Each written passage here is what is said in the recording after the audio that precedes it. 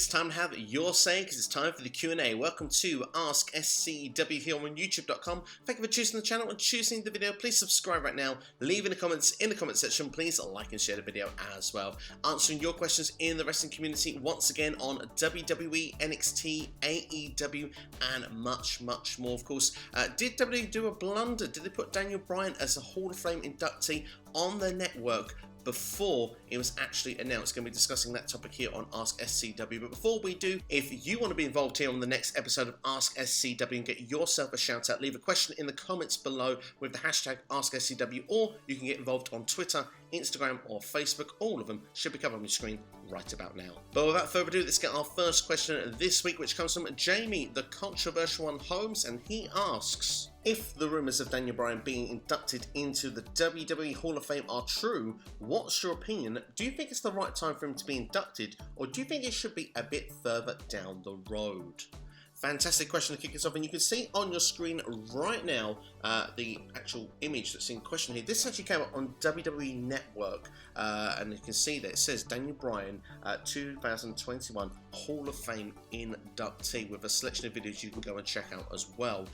Yeah, this was quickly pulled as well from the network as well. I see that you've posted it, Wrestling Jeebus also posted it on Twitter also. So yeah, it spread like wildfire. So a lot of people are speculating now, is Daniel Bryan going to be inducted into the Hall of Fame this year? He has said on the road to WrestleMania that this could be his last WrestleMania. So is Daniel Bryan going to be retiring very soon? We'll have to wait and see. He has said perhaps his full-time schedule is coming to his close, as well as his WWE contract, I think, the full-time one is coming to an expiration as well. It will be interesting to see what Daniel Bryan will be doing after WrestleMania going forward. Like we say, will it be a part-time? Maybe move to creative? Could he pop down to NXT? We'll have to wait and see. But as for the Hall of Fame itself, for me, as he's still active and he's going to be on this WrestleMania, I just would say just hold it off for now.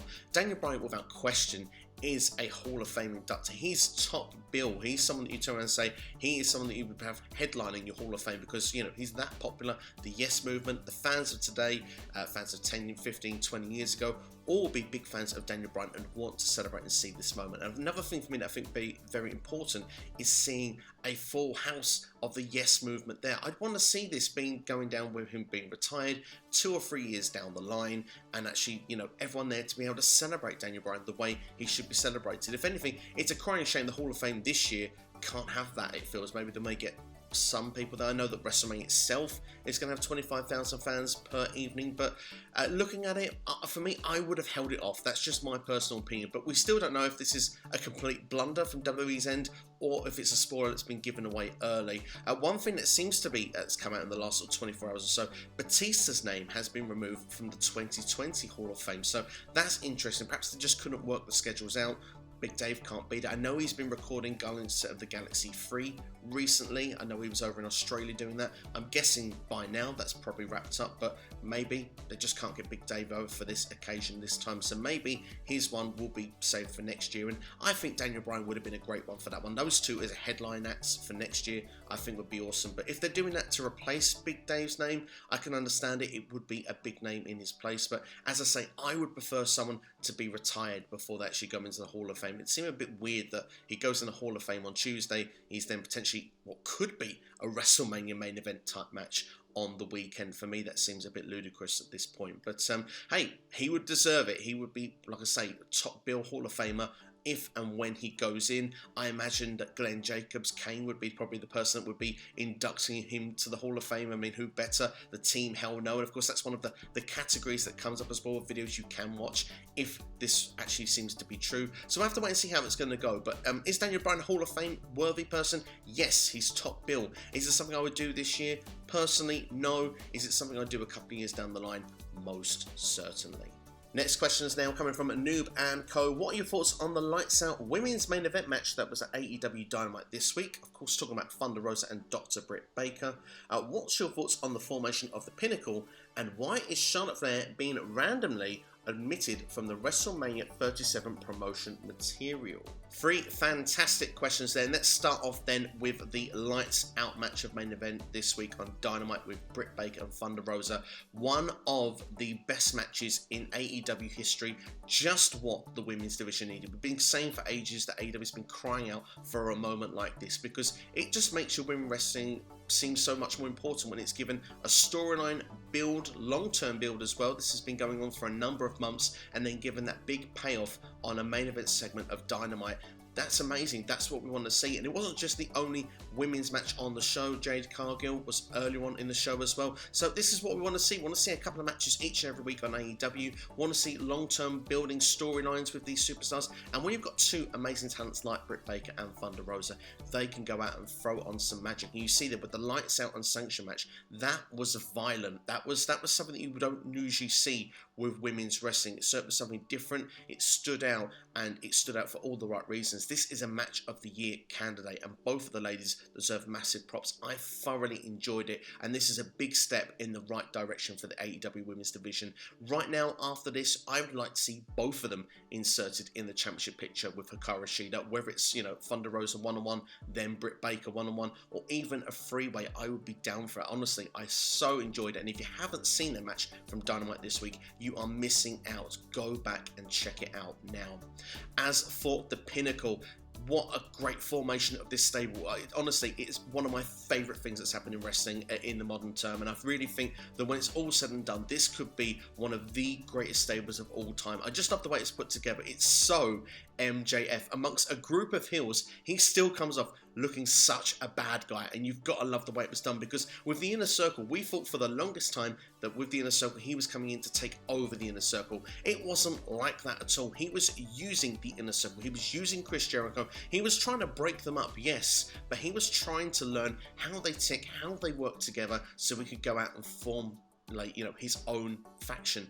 Wardlow was missing from weeks here and there, and you sort of thought to yourself, Wardlow's not there this week, and you sort of didn't really question it. Now we understand why. Wardlow was probably doing some of the bidding for MJF to make this stable happen. We've known for the longest time with Tully Blanchard that, of course, Shawn Spears, FTR, they've sort of had that combination going, but to throw them all as one big faction all together, this just makes so much sense. And I mean, you saw the way that MJF was bigging everybody up this week as well. Wardlow, one of the brightest futures in AEW. I think he's a future world champion. He probably actually one day, when this Pinnacle group splits up, I do see him and MJF, when they eventually break up, it'll be like that Batista Triple H sort of style story. I can really see Wardlow going straight to the top of the card as a top babyface, but of course we're probably a couple of years away from that. FTR, one of the best tag teams around today, and Shawn Spears, the chairman, in this environment, damn it, he's relevant. And do you know what, for the longest time I've wanted to get behind Shawn Spears, and I can do it in this faction with the mouthpiece Tully Blanchard, who was a part of arguably the greatest stable of all time in the Four Horsemen. This faction here just fits and blends together so naturally well. And what's really great for this also, the Pinnacle have a natural feud with the Inner Circle to go. So we have stable versus stable warfare, and there's nothing better when you've got one great stable in wrestling. Yes, it's great to see them take over a company, have those challenges here and there, but it's even better when they've got another stable that's around their sort of equal, where they can go full out gang warfare. You go back to the Attitude Era of like 1998, and you see like the DX and the Nation of Domination. You go back to WCW with the NWO splitting up with the Black and White and the Wolfpack version of those NWO factions. It's a magical time. It can create some great moments as well, and honestly, I really think it's going to culminate blood and guts. I really think it's going to happen. That match will come now into AEW. They've got a great excuse to do it. They were going to do it with the Elite and of course the Inner Circle last year before the pandemic started. I see now it's definitely on the cards, going to happen now, and I think honestly, this could be the main event of Double or Nothing. I can really see it down the line. But as a faction, I'm totally loving it. They've taken over the Inner Circle dressing room. The explanation made total sense. Everything is just in the right direction with this, and I think it's been so beautifully put together. So yeah, massive props has to go to AEW for the way that this has been put together. Let's go with Charlotte Flair then. Of course, there's a couple of reasons why this can be the case, but I would like to stress straight away, let's not jump the gun. There's big heavy things on this channel last week of questions of Asuka missing WrestleMania, and of course I dove in and gave all my opinions of that, and then within 24 hours Asuka was back on WWE TV. So Charlotte was missing from from Raw this week. Now she's been taken off the posters from WrestleMania. There are a couple of things that can suggest of why this would be the case. Apparently she's been cast for the remake of Walking Tall, which will be a second remake of that movie. Of course, Dwayne "The Rock" Johnson did a version of it back in 2004 with Johnny Knoxville, which is a great movie, by the way. If you've not seen it, go and check it out. But yeah, I'm looking forward to seeing how that's going to play out. And of course, Charlotte would need to miss some TV time, so I'm guessing maybe plans that WWE had on the table, maybe they can't use them. Maybe Charlotte will be missing for months rather than weeks. Not quite sure at this stage of the game, but Andrade could be another one. I mean, of course, Andrade, you know, he has requested for his release. Charlotte apparently did pitch ideas to get him back on TV, which has been,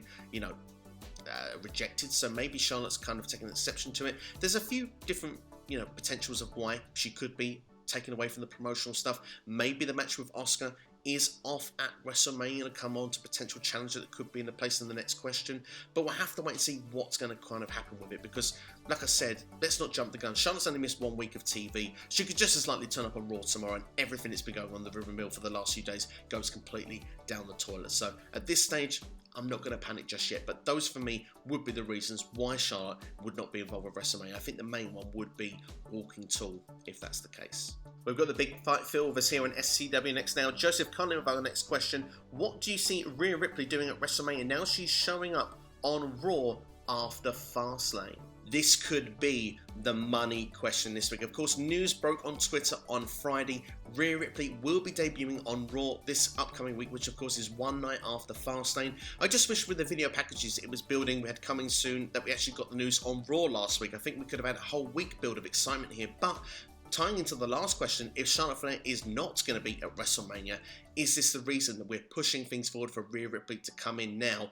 Is Rhea Ripley, the runner-up of the Women's Royal Rumble this year, going to be the one challenging Asuka for the Raw Women's Championship at WrestleMania? I personally think I can see it. There are some matches that I would like to see Rhea Ripley in, and I'm going to throw them up on the screen right now. And of course, like I said, Asuka being one of them, I would like to see. I can see that one going down. I think it's the most likely destination. But Peyton Royce, she's been stuck in catering for so long. Why is she watching other people do what she can do better? I'd quite like to see Peyton Royce get an opportunity at WrestleMania. An Aussie feud as well would be great to see.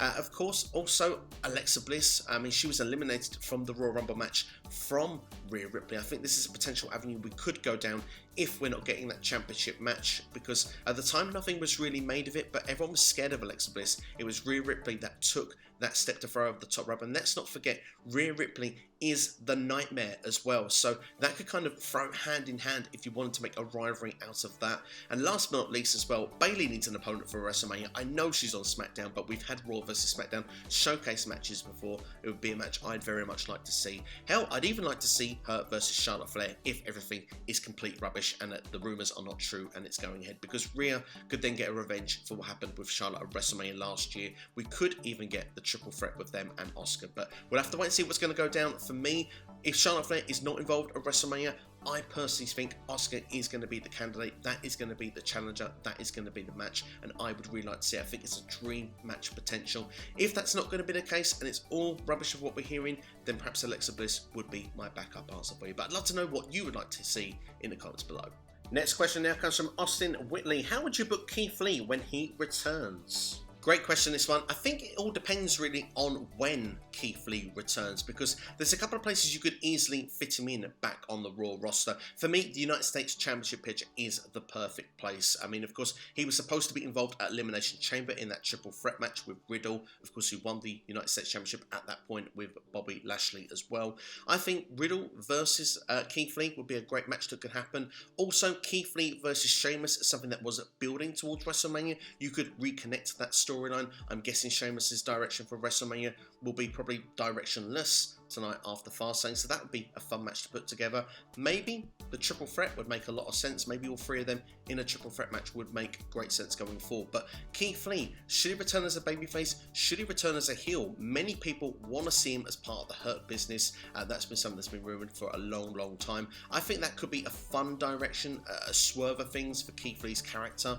I'd quite like to see it, because WWE just haven't booked him right at this point, but I would if I'm brutally honest, I would still be disappointed because Keith Lee is the perfect babyface. WWE need to get their act together and start booking this guy right, because Keith Lee is a once-in-a-lifetime performer, certainly once in a generation. There are not many like him. He can do every style of wrestling is available in the ring. He stands out. He's a potential, or should be, a future main eventer in my opinion. But one thing that made him stand out in NXT to get him to that main event, he was the North American champion for a long time, and his stock got so high that he had to be part of the championship picture and then became the double champion in NXT. I mean, Bobby Lashley has just done that with the United States Championship. Why couldn't Keith Lee do it next? So personally, that's something I'd like to quite see. For me, for sure, face or heel, he should go into the US Championship picture and win that championship from Riddle.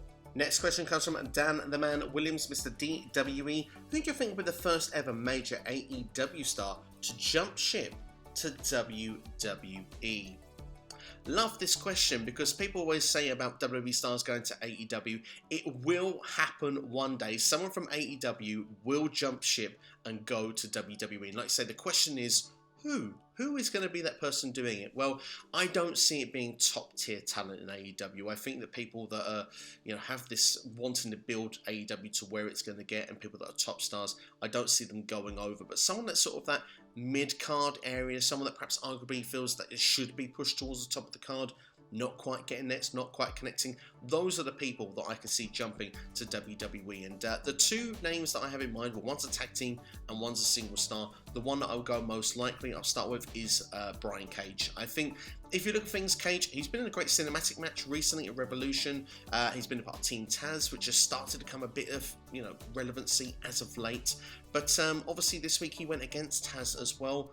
A split could be coming there. I don't know, there's just something with Brian Cage just to come in. He immediately got himself into the World Championship picture. He lost the championship match. He'd been there literally a cup of coffee, and then he kind of got lost in the shuffle for 3 or 4 months. And I just don't think he's been booked the way he could have or should have been. This guy should have been a top tier talent. He's got the look of physique, in ring skill. He's impressive. He's been, arguably he was an Impact World Champion. He was a great, utilised main event star in Lucha Underground as well. AEW, I just not felt that when I've watched. I've always felt he's been slightly mismanaged or misbooked. So he's someone that I could see that could go to WWE at some point down the line. Santana Ortiz would be my other potential answer, because of the fact is, when you look at the tag team division, they just haven't been booked as a top tag team, and I think that must be frustrating, as they're arguably, in my opinion, one of the best tag teams in the world. The thing that keeps them there is that they're part of the inner circle, and I think while they're in the inner circle, they will get big spots and big matches. Of course, they main evented with Stadium Stampede last year, so I'm not so sure they would be the first, but they certainly would be a candidate I could see.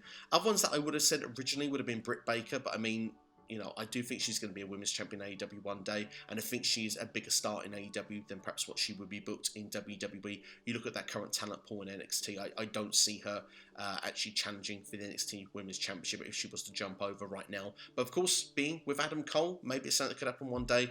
Lucha Brothers would have been the other one I would have said, but they've got on renewed pushes of late, and it's been great to see. I'm a big fan of the Lucha Bros. So yeah, I mean, Phoenix has been pushed as a great babyface. Penta finally getting that Lucha Underground style, where he's badass heel once again. So yeah, I'm looking forward to seeing how that's going to play out. But yeah, if I was going to give an answer for you, official answer, I'll go with Brian Cage. Next question comes from Jonesy Chats Wrestling. Make sure to go check out a SmackDown review that's on his channel. It was recorded yesterday. If you were to add people to the Fiend stable, who would you add and why? Fun question, this one. I think it comes down if you want to add superstars that you think would be sort of useful for a stable with the Fiend, or if you're taking people that you think could work quite well as the characters and the puppets in the Fly 5 Funhouse. And looking at it, I mean, there are a couple of people that I think would work quite well. I mean, you've got obviously the Fiend and Alexa Bliss that will be initially part of this stable.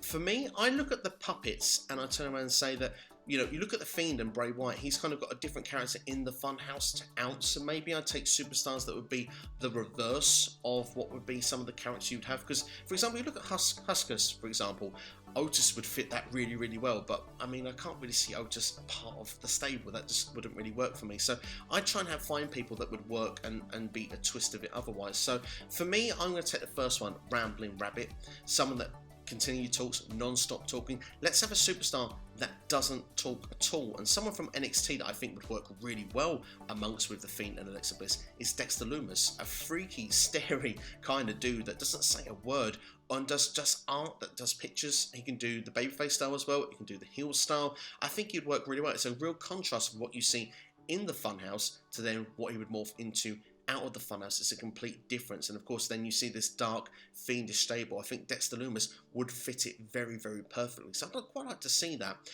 A name that I always want to see work with Bray Wyatt, of course, is the Real Life Brotherhood. I want Bo Dallas involved there. And I think Bo would be great at playing the Mercy character if he was to come out and be a superstar like that. I think, you know, someone that arguably could show no mercy would be quite fun to see as well with that. So maybe that kind of a twist and how his look and how his gimmick would be. So Bo Dallas would be one I want to see. I've always wanted to see him part of the Wyatt family back in the day and just see that brotherhood there. So this would be great because if you're going to build a stable as well, you need to have one person that's probably going to take the fault in that stable. Bo Dallas to just get on TV would be amazing for that role. And I mean, he's quite a talented guy when it comes to the gimmick work as well. I mean, I think he's very underused and very underrated. So I'd quite like to see that. I think that as a combination would fit nicely.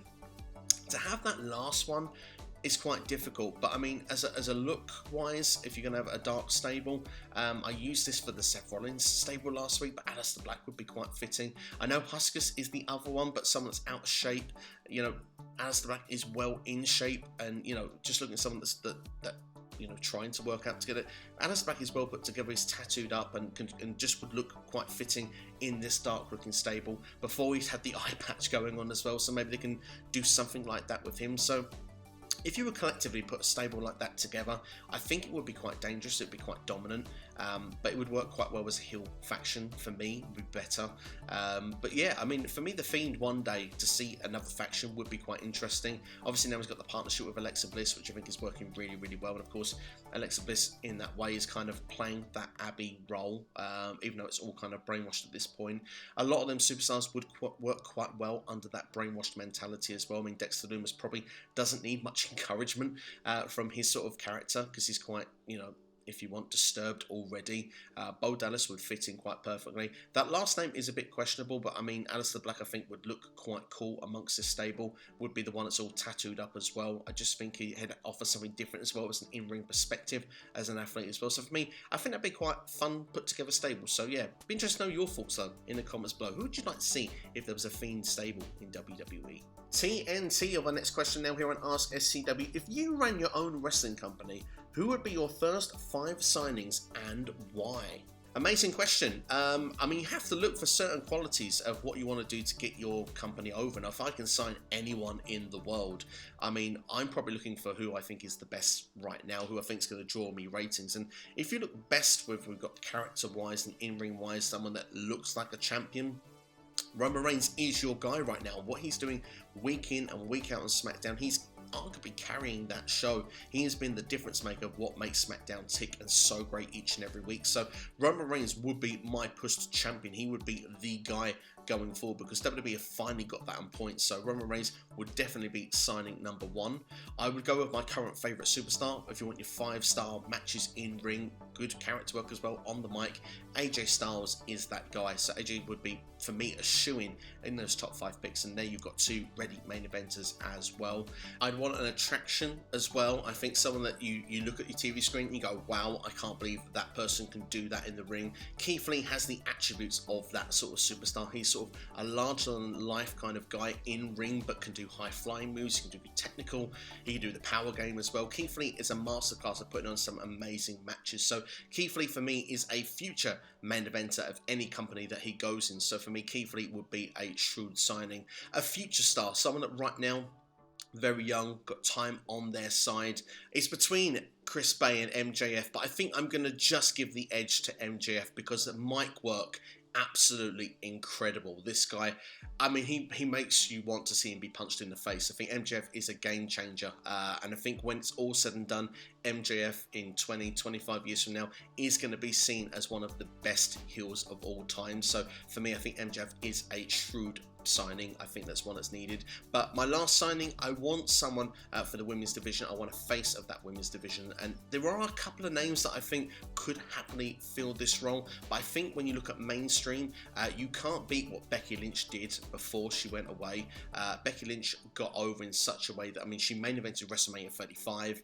She had the man gimmick going on, of course, and you know, was so popular. She was one of the most popular things. She could main event a show and be the face of a show on her own. So Becky Lynch for me, I think, would be that shout. Of course, now she's not wrestling at the moment, so I mean, if you were to not do that, I think, you know, draw power as well. Sasha Banks is fantastic in the ring, and obviously she's in usually a lot of the highest rated segments in SmackDown. Alexa Bliss as well. I mean, she has that attraction factor where a lot of people are interested in what she's doing. She's got great character work. She can deliver what she's doing, especially with the current Fiend gimmick that she's got going on as well. You know, she plays the role very, very well, and as well, she's got a set move list that she does in the ring that fits what she does. So she's very good. She's one of those superstars that I think goes a bit under the radar when it comes to what could be a face of a division. But if I had to pick one, I would go with Becky Lynch. So that's my 5 names in total. Then I would go with Roman Reigns, AJ Styles, Keith Lee, MJF, and Becky Lynch. They would be the first 5 names. If I ever got to sign a wrestling company, could have whoever I wanted, they would be the first 5 names on my list. Lorenzo Carrillo, the next 2 questions now here at AskSCW. Do you think we'll see big surprises at WrestleMania? Any predictions? And do you think it was right to book AJ Styles and Omos at WrestleMania in a tag team match? 2 very good questions there. As for surprises at WrestleMania, it's hard to predict on this one because, I mean, let's be fair. I mean, the hosts were a bit of a surprise for WrestleMania, that announcement this week. We had Hulk Hogan and Titus O'Neil announced as the WrestleMania hosts. I heard rumours that they wanted Cardi B. I'm guessing either they tried and it didn't materialise, or that just was completely not true at all. But I suppose for matches and surprises and stuff like that, it's hard really to say because WWE love to give us a surprise at WrestleMania, but I couldn't see a big debut happening. Maybe we could get a surprise heel turn, swerve, you know, maybe something like that, or celebrity turning up, but it's hard to say it, particularly at this moment. I think the most likely surprise that I'd make a prediction at this point, because without matches that are not announced at WrestleMania, it's hard to give too much of saying that'll be a surprise, but I could see, going to the second question, Omos actually becoming a champion in WWE in his very first match, and perhaps maybe the biggest surprise would be if he's actually quite good in the ring, because from what we've seen so far, he looks like he could be potentially quite limited in the ring, and it feels that maybe it's safe to start with the tag team with him and AJ Styles, because I mean, AJ can carry matches and Omos can just do the moves effectively where and needed until the point where they think that that relationship isn't needed anymore. Omos is an impressive person to look at. He's certainly an attraction, and WWE sees that with his size, you know, what he's got there and what potentially he can offer to the table. People will take notice of him on their television screen, so that's why they want to get him in ring. And this would be the first time that I can remember a debut at WrestleMania like this for a long time. I remember obviously Big E Langston made his debut in a tag team championship match at WrestleMania with Dolph Ziggler. It was a losing effort, I believe, on the night, and I believe Fandango as well made his WrestleMania debut as well. So hopefully Omos will actually go there, and I think he'll become a champion as well on that first night. But is it right to have them as a team? It makes sense in a way. Perhaps it's a disservice to AJ Styles. I mean, you look last year, he was in the main event in a Boneyard match. I've always said I like to see continuity for casual fans to come in, see it the next WrestleMania, that the stars they build one year are still actually making big moments the next year. This technically could be it, but I mean, of course, this has come completely out of left field. It does kind of show that Raw has a very weak tag team division, that 2 people can just be, you know, saying, hey, we're a tag team and we're going for the belts, and, you know, there it is. But at the same time, I do think that this could be a fun avenue that we could go down through to the early part, middle of the summer. And like I said, it'll protect Omos, and WWE clearly sees something in him. They want to get him in the ring. He's, like I said, he's impressive looking, and yeah, we're going to see how it's going to play out. But I think it'll be a good thing. We just have to give it time. We'll have to see what's going to happen. But for other wild predictions right now, I feel it's hard to say, but I mean, maybe, like I say, it could change very quickly. As I said earlier in the video, Rhea Ripley, I think maybe becoming Raw Women's Champion, I think would be a big surprise. I wouldn't have said that perhaps maybe a week or two ago, but definitely if Charlotte Flair's not around and her coming in to win the championship, I think that'd be a big surprise for people. Next question is coming from Dylan Ketchum. Is it time for Edge to make a heel turn? And do you think Andrade's days are numbered since Zelina Vega got released from WWE? Two very good questions there. I mean, of course, Edge tonight, I expect will cost Daniel Bryan the match at Fastlane, being the special enforcer. We'll have to wait and see if it's going to be accidental or intentional. If you've seen my predictions video, I said I would like it to be a official heel turn. I just don't think we've got the Edge that I wanted to see on the road to WrestleMania, the road to redemption, the fact that it's 10 years since Edge had to, was forced to retire, the comeback story, the feel-goodness from it. It's been overshadowed with Daniel Bryan coming into the storyline. I don't think I've quite got to see what I wanted to see. And with Edge as well, I mean, Christian's not around now. He's gone to AEW, so we've not got the E and C reunion, which could have been quite fun to see here on the road to Fastlane. I just feel things haven't come together. We didn't get the return of the World Heavyweight Championship that I think Edge could have tried to bring back as well. Lots of great storylines we could have got, but just not got. So for me, with Edge, I feel like he's come across a bit heelish in a few promos recently.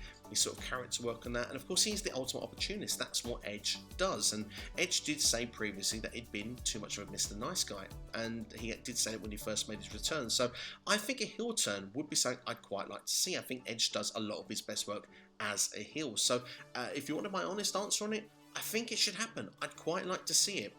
As for Andrade, I mean, of course, without Zelina Vega, it has been difficult for him. He's not been on TV, actually, since she's been released. I'm not sure if that's the reason, but I mean, personally for me, it looks like WWE don't have plans for Andrade. They just don't see it in him, which obviously seems criminal. The guy is such an amazing talent, can put on such incredible matches. He certainly should at least be on TV, regardless of what format it is. But it feels to me that Andrade, he's wanted to leave WWE, he's tried to leave WWE, they're not letting him leave. I don't know if it's because they just don't want to see him elsewhere, or maybe they are trying to find something for him to do.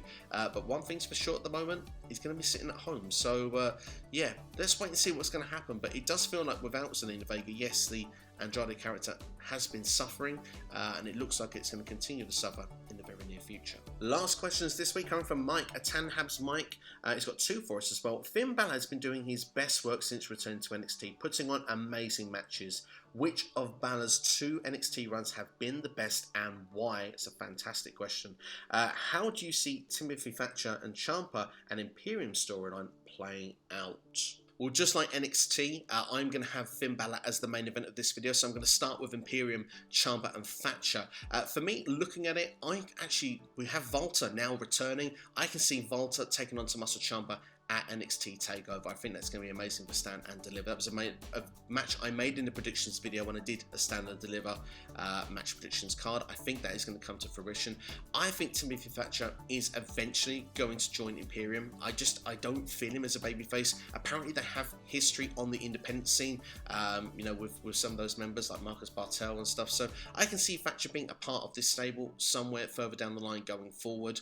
Of course, Walter isn't around in NXT full time. Of course, he wants to remain part of the UK brand. So I imagine they probably will look to take the Imperium brand, put Thatcher in it, and that will probably be the main part of the faction going forward. Maybe Walter eventually may even leave Imperium. Maybe he just represents in the UK brand. I think WWE are just looking to see what they can do to strengthen up this brand and this stable here at this particular time. But I can see Thatcher eventually turning on Ciampa, and like I say, I see Ciampa against Walter at TakeOver, and I think that's going to be an epic encounter. As for Finn Balor, I just love this question. It goes down to two things really, because Finn Balor has been amazing on both runs, and at one point when he first started, Finn Balor, I mean, the sky was the limit. He'd just come to WWE, he was in NXT. At that point, people went to Raw and SmackDown. You just saw potential, you just saw the future and the main event there. But this Finn Balor has been all about redemption. This has kind of been the Finn Balor that was on Raw or SmackDown, wasn't treated right. He's come back to NXT and he's reminded us just how great he is. And it comes down to what you're looking for from Finn Balor, because from Finn Balor before, NXT was kind of put on the map when Finn Balor was champion the first time. NXT benefited from having Finn Balor as their champion. You know, all those takeovers, that was the time to talk about. It was the time that everyone got exciting and buzzed to see it. When you look at NXT now with the ratings, they don't beat AEW each and every week. So for me, it all comes down to what you look for. If you're putting Finn Balor, the person and character and in-ring work, or if you're looking at NXT as a product, because NXT, the product, benefited, before, and that would have made Finn Balor's run better. But this point right now, you could argue that Finn Balor's run this time has been better because of the fact that Finn Balor has reminded us just how good he is, and to sit on a side of the fence, which is extremely difficult. Mike, I can't believe you're making me do this. I am actually going to go, I am actually going to go with this time, just purely because I think that some of the matches we've had have been incredible. They were incredible the first time. We had some great matches. Samoa Joe, that rivalry was fantastic, went over a number of takeovers. I liked the fact when we had the Demon Finn Balor as well. We've not seen that in a long time. This Finn Balor has been, with a bit more edge. He's had a bit more, the Prince, he's felt to himself that he's got a bit of a dark side. He's not just that squeaky clean character. There's an edge about Finn Balor right now, and you do feel that if he ever eventually went back to Raw and SmackDown, he wouldn't lay down and suffer the same fate they had last time. I think he would find himself a meaningful purpose and program, and actually make himself, one of the main names on Raw or SmackDown going forward if he was to do that. So for me, as Finn Balor, as the performer, I am going to turn around and say that I do think the current Finn Balor we've got is actually the one that's been doing better, because of the fact that he's had more challenges. He's had to, we haven't just seen potential. He's had to show us and remind us what Finn Balor we had previously. But that's all from AskSCW this week. Hope you've enjoyed the video. As always, thank you for watching. Of course, Fast Lane predictions are available on the channel if you haven't seen them already, and the review will be coming out for the show at some stage tomorrow. So plenty of reasons to subscribe to the channel. On the road to 1,000 subscribers. Can I do it by WrestleMania? Well, without your support, which I'm always eternally grateful for, it can't be done. So please spread the word of SCW. Let's see if we can get it to the magic 1K by WrestleMania. Just to say very quickly, go and check out Wrestling Customs 24/7. Check out the website and as well on social media. Great custom-made championships and other wrestling-related items. Make sure to go and check them out. Also, This Week in Metropolis, a fantastic podcast available on Spotify, Apple, Anchor, all your favourite podcasting platforms, and on YouTube as well. We'll drop the link to the YouTube channel. Go and give them a subscribe. Fantastic content with their latest episode available for you now. But that's all for me. Thank you for watching. Take care. Have yourselves a great day. You've been watching AskSCW here on YouTube.